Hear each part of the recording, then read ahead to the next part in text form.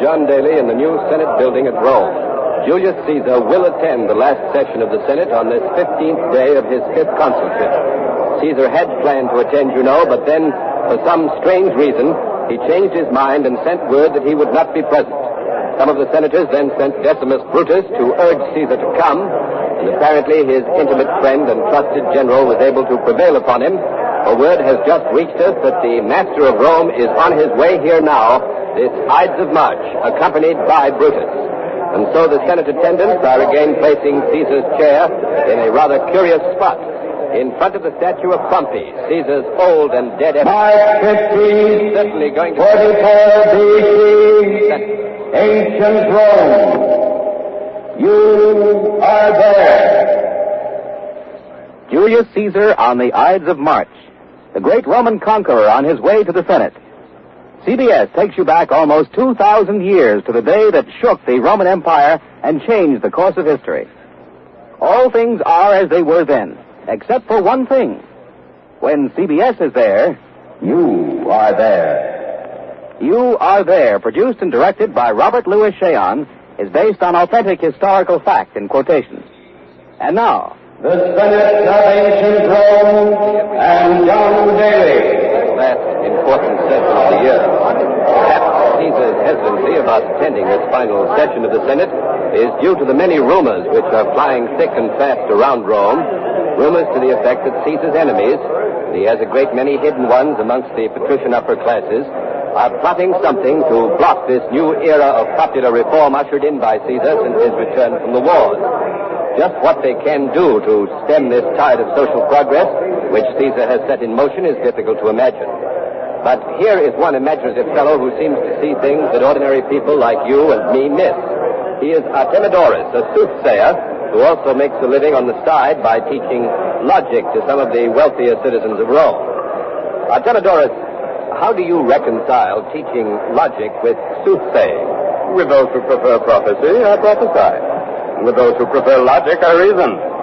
I have found this the most logical way for me to make a living.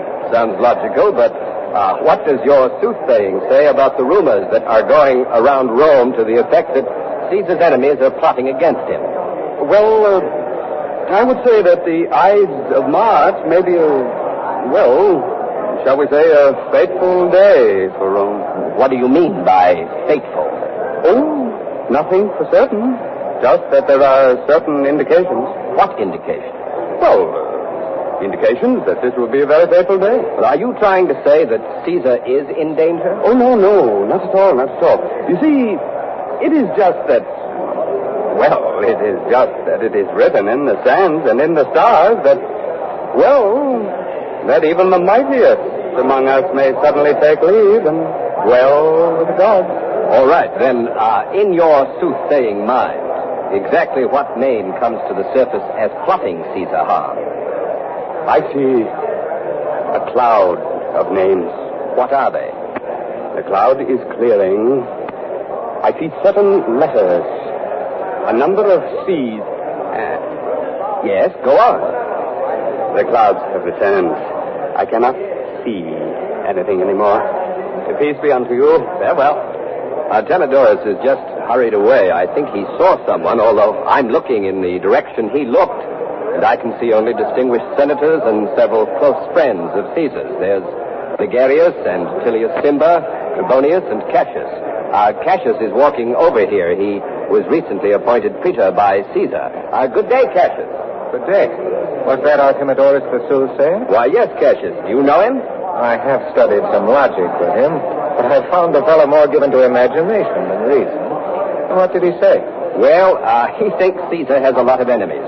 One needn't be a soothsayer to divine that. Every ruler has an opposition. You're speaking of the Optimates, I presume, the patrician ruling class. Not only the Optimates. Many good and loyal citizens of ordinary rank take exception to some of the things that Caesar has done. Oh, I was under the impression that most of the common people of Rome were ardently for Caesar and his policy of reform. I wish they were. But unfortunately, I have heard talk that many Romans are afraid that Caesar might become king. But how could that be? We all know that Caesar has refused a crown several times. Who can say what a ruler with all of Caesar's power will do next? We must always hope for the good of Rome that men with so much power will not abuse it for their own gain. Thank you, Cassius. Caesar has not arrived yet. Here comes Mark Antony. Perhaps I can get him to say a few words. The proconsul, who shares the administration of Rome with Caesar, seems to be in fine spirits today. And when Caesar leaves tomorrow to subdue Parthia, Mark Antony will be temporary ruler of Rome, you know, in Caesar's absence. Oh, Mark Antony. Mark Antony, I've been trying to track down a story that there's a plot against Caesar. Oh, that's an old story. People have been plotting against Caesar ever since he was born. He was kidnapped, you know, when he was a boy. Plotters. Do you remember Labienus? Do you remember Pompey? They all plotted against Caesar, but they're all dead now. But then you do think, Mark Antony, that there may be some substance to this rumor. Oh, no doubt about it.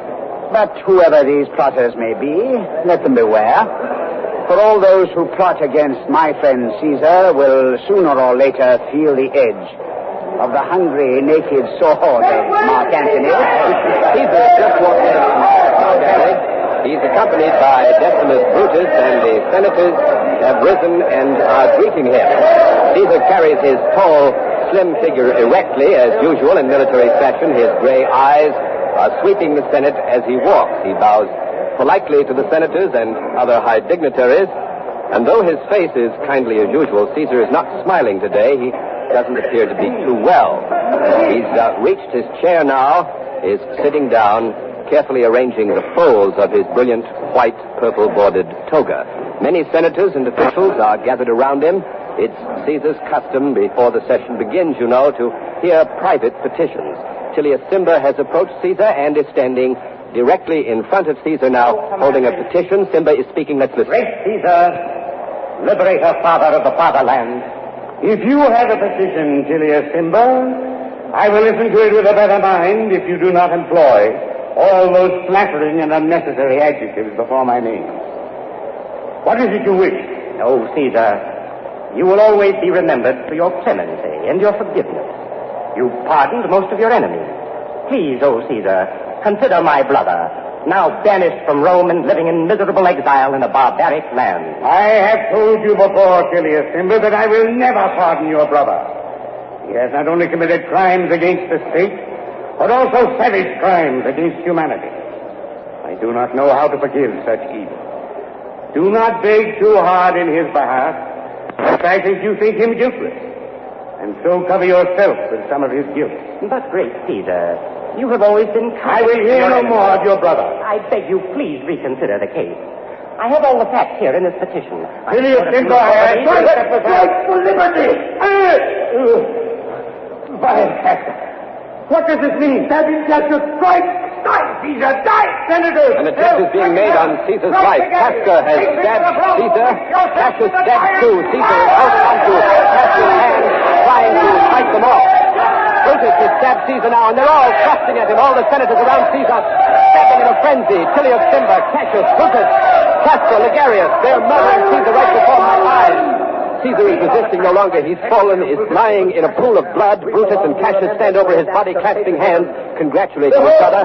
And now Brutus is shouting to Cicero, the venerable leader of the Senate. Cicero! See how the tyrant lies dead at Pompey's feet. Rome is free. Liberty is restored. The Constitution is saved. The senators are running out of the Senate. The men who murdered Caesar are waving their daggers, shouting, Rome is free, the tyrant is dead, liberty is saved. The Senate is emptying rapidly. Julius Caesar is dead this Ides of March. It means Rome will be in a turmoil. I return you to our CBS studio. This is Ned Talbot. The men who killed Caesar call themselves the Tyrannicides. Right now, they're staging a torchlight procession along the Via Flaminia. Don Hollenbeck is there in a CBS mobile unit, so over to Don Hollenbeck. This torchlight procession is passing by us now. Many of these paraders are drunk, some with wine, some with the event, and some with both. The parade is a strange mixture of venerable senators, young perfumed dandies, the younger members of the patrician class. But the strangest thing about this parade is that there are no people on the streets to watch it. Not a soul present to cheer or throw flowers or wave a hand. One of the leaders of this parade is Tilius Cimber, the senator who gave the signal for the attack on Caesar. He's right here beside me. Tilius Cimber. Everything is going to be all right. Rome is free. Everybody is free. There's nothing to fear.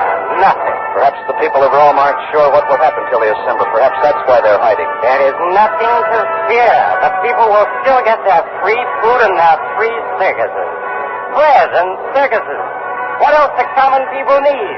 Perhaps they want liberty and dignity. Liberty and dignity. That's why we disposed of Caesar. The parade is pressing on down the Via Flaminia now. Tilius Cimber lurching after it, waving his dagger, shouting to a deserted street. This is Don Hollenbeck. I return you to our CBS studios. This is Ned Chalmer again. Cassius, Brutus, and the other leaders of the tyrannocides are now meeting with Mark Antony. Cicero is acting as the mediator. This surprising development would seem to indicate that Mark Antony may make peace with the men who killed his chief. There are even rumors that he'll accept a major post in the new government. The body of Caesar has been removed from the Senate and taken to his home by his servants. And now here is Quincy Howe to analyze all these fast-moving events. Well, this much seems clear. Mark Antony hopes to avoid another civil war, even if he has to forget his loyalty to Caesar and make a deal with the murderers, who, by the way, must now decide fast what to do with Caesar's body. That's because it's always been a custom to throw the dead bodies of murdered tyrants into the river Tiber, unhonored, disgraced. But if Caesar's body were thrown into the Tiber, all his laws and appointments would become null and void. And all the men now meeting with Mark Antony, except Cicero, all these fellows received their appointments to top government jobs from Caesar himself. Thus, if Caesar's body should be thrown into the Tiber, they'd automatically put themselves out of office. The big question really is no longer Mark Antony, but the people. What will the people do? They can't stay behind locked doors much longer. Here's Ned Calvin. A statement has just been released by the men at Mark Antony's house. It says they've decided to give Julius Caesar a public funeral, and that Mark Antony himself will deliver the funeral oration. Ken Roberts and Caesar's wife, Calpurnia, are at Caesar's palace on the Tiber now, waiting to talk to us. So over to Ken Roberts. I am speaking to you from the atrium of Caesar's home. Calpurnia, Caesar's wife, has just learned that the tyrannocides will allow a public funeral for her husband, and she has given orders that the body of Caesar be taken now to the Forum. Calpurnia, would you care to comment on the decision of the tyrannocides to allow a public funeral for your husband? Yes. It is an old Roman custom to invite intimate friends to private funerals. A public funeral does not alter this in any way at all. I know Caesar would want all his friends to be present. Calpurnia, what made Caesar change his mind and attend the Senate? His very close friend, Decimus Brutus, came and persuaded him because there were urgent and pressing matters in the Senate requiring his personal attention. This was the same Decimus Brutus whom Caesar loved and trusted, whom he raised from perfumed obscurity to wealth, honor, and high position. And all the time he pleaded with Caesar to come, a dagger lay hidden in his toga. And when Caesar came, of all that august and honorable body of senators, not one raised a hand to help. Hirelings, betrayers, puppets for the idle, degenerate patricians, they were all conspirators. It was not Caesar who threatened Rome. It is the 500 families that rule our city. They killed my husband because he sided with the people. Caesar never wanted to be king, and every one of those murderers knew it. Thank you, Calpurnia. This is Ken Roberts. I return you to CBS. Quincy Howe again. Tullius Cicero has just announced that he will be unable to attend Caesar's funeral. The leader of the Senate said, and I'm quoting, "The death of Caesar has so affected me that my physician has advised against my attendance." End quote. Just a few words of comment on this statement of Cicero's. Cicero argued for all he was worth against the public funeral. He said it was playing with fire, especially since Caesar's last will and testament will be read in the Forum where the ceremony is about to take place. Now, no one knows what Caesar's will contains, but since Caesar was always generous to the plebeians, there's good reason to believe that his will may contain some surprises which might prove, a bit unsettling to the public peace, if you get my drift. This is Quincy Howe. I switch you now to John Daly in the Forum. Never was our country in greater danger. The speaker you hear addressing the crowd here in the Forum is Caius Cassius, one of the leaders of the conspiracy against Caesar. He and other gifted public speakers among the Tyrannicides have been haranguing this crowd of more than 50,000 people, trying to make them see the wisdom and necessity of disposing of Caesar, but the crowd listens quietly, very quietly. The big question is still what's going on in the minds of these 50,000 silent Romans. Cassius has finished speaking, and now Decimus Brutus, the most gifted speaker of all the Tyrannicides, has stepped up to the rostrum. He's greeted with respectful silence.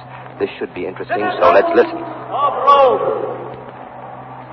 I, Decimus Brutus, was Caesar's closest friend, yet I killed him. I, Decimus Brutus, was his trusted general and confidant, yet I betrayed him. Why then did I take his life? Was it to enrich myself? The death of Caesar will not make any of us richer. Was it because I bore him a grudge? No one had more cause to love and honor him than I. Why then did I kill and betray my friends? The answer is, citizens of Rome, that Caesar was a grave danger to Rome. For Caesar would be king. You cannot have both a king and a republic. Our great nation is a democracy, a magnificent civilization which cannot abide kings or emperors. For then we would be like the barbarians who have not learned how precious and sweet is liberty. Oh, Romans, here in my hand is the dagger with which I slew my dear friend. It is still sharp and keen. If I have wronged you, citizens of this free land, if I have wronged you by killing Caesar, then shall I plunge this dagger gladly into my breast. Speak, citizens of Rome! Most of the big crowd is unmoved and silent. Their attention has turned away from the rostrum to the approach of Caesar's funeral procession. Decimus Brutus is speaking again. You have given me your answer. I sheath my dagger. Caesar's funeral procession approaches. By my permission, Mark Antony will deliver the funeral oration. Stay and listen to him, for you all know that in some respects, Caesar did serve his country well. It is fitting that you pay him your last respects. And so, farewell, good citizens. We shall meet again on some happier occasion. Brutus has left the rostrum. The funeral procession is inside the Forum now, coming to a halt in front of the rostrum itself. Calpurnia, wearing a shabby toga, as is the custom, and Mark Antony seem to be the principal mourners. The body of Caesar is being carried on a couch and placed in front of the rostra. 6 citizens are carrying it. The couch is draped with a white cloth trimmed with purple, and now the music has stopped, and the herald steps forward.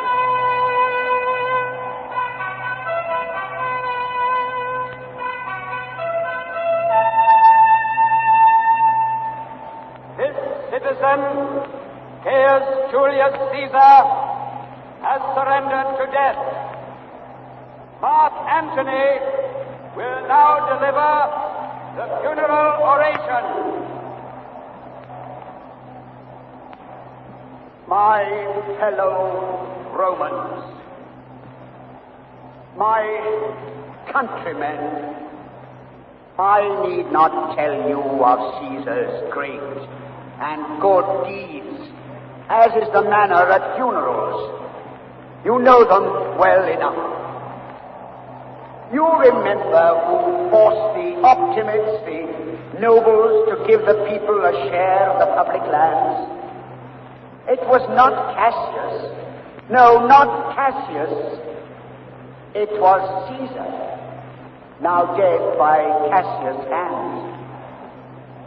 Do you remember, citizens of Rome, who passed a law that allowed liberated slaves to become citizens?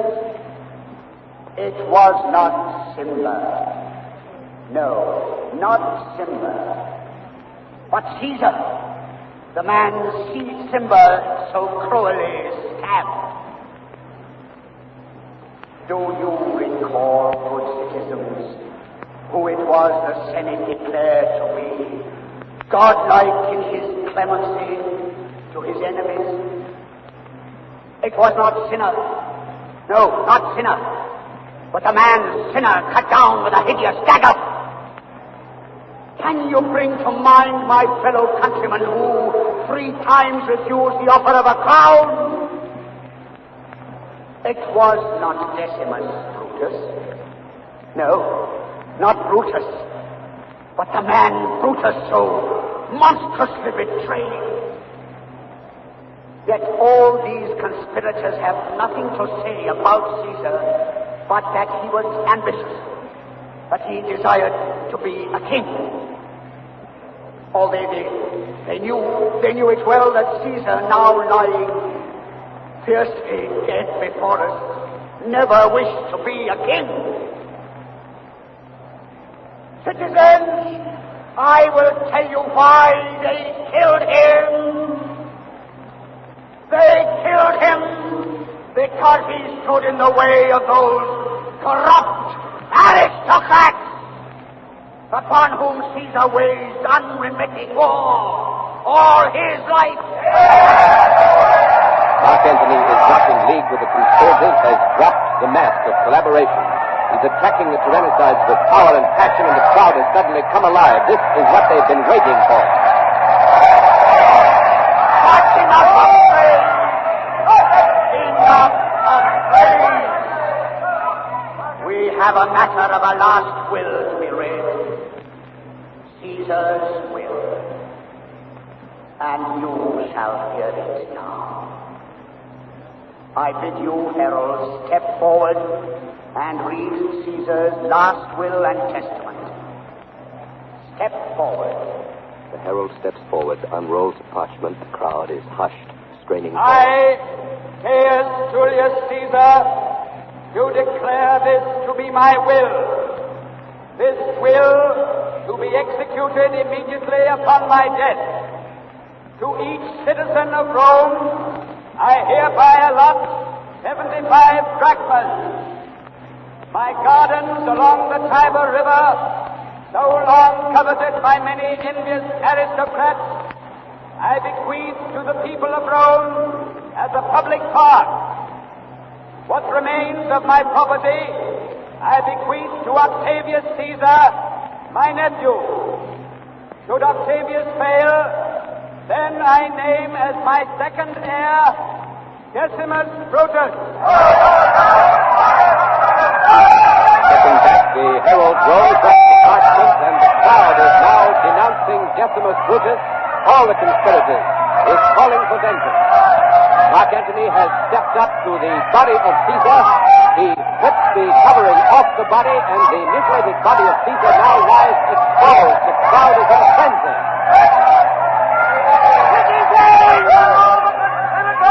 Citizens, here lies the father of your country. Here lies the hero of Rome. Here lies our beloved comrade and friend. Here he is, lifeless. Although the Senate had sworn to protect him with their lives, here he lies dead. Dead not by disease or age or war, but killed by his own countrymen. Oh, Caesar, those whom you spared and showed mercy and kindness, they have spilt your life away. Where, Caesar, is your love for mankind? Where now are those great and noble laws you'd pass for the common people? Caesar, Stand up. Stand up and let the public see you. You cannot, for you are murdered. Murdered by the very same people you saved.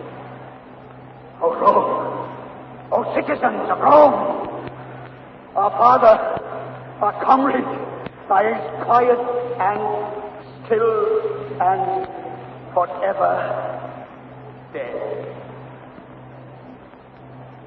Romans, let us not proceed to the campus martius for the funeral fire. Let us have the funeral fire here and now in the forum. No greater honor will show upon our fallen leader. No greater defiance can we give to the conspirators. Then we unite our forces at Caesar's fire and hunt down and burn and kill the conspirators. The crowd roars its silent approval and the funeral music is started again. The tyrannicides have failed. Their bid for power is over. Even in death, Caesar has conquered, and execution or exile awaits the conspirators. Flaming torches are being applied to the rostrum. The Ides of March, 44 BC.